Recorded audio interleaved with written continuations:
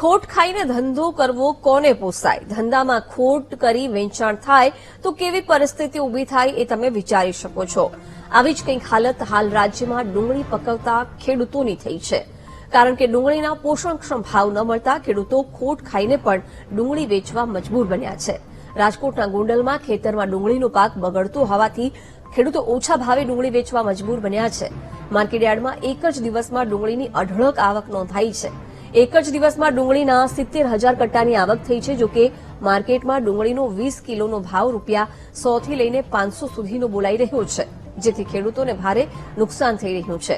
એટલું જ નહીં, ખેડૂતોને પાક તૈયાર કરવામાં થયેલો ખર્ચ કાઢવું પણ મુશ્કેલ બન્યો છે। સરકાર ડુંગળીના નિકાસ પર જલ્દી પ્રતિબંધ હટાવે તેવી ખેડૂતો માંગ કરી રહ્યા છે। જો ખેડૂતોને સારા ભાવ નહીં મળે તો કફોડી હાલત બનશે। હરાજી થાય તો 70 રૂપિયાથી 300 રૂપિયા સુધી માલ જાય તો 70 રૂપિયામાં અમને પોહાય કેમ? 70 રૂપિયામાં અમને પોહાતું જ નથી।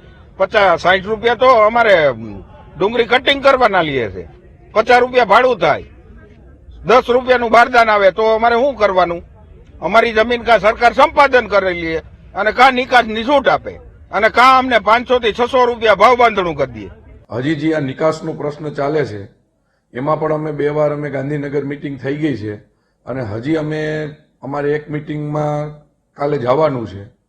તો ખેડૂતો માટે અમે સરકારમાં પણ રજૂઆત કરી છે કે જો ડુંગળીની હજી નિકાસ ચાલુ થઈ જાય તો ડુંગળીના હજી 100-200 રૂપિયામાં સુધારો થઈ જાય અને ખેડૂતોને વધારે લાભ મળી શકે।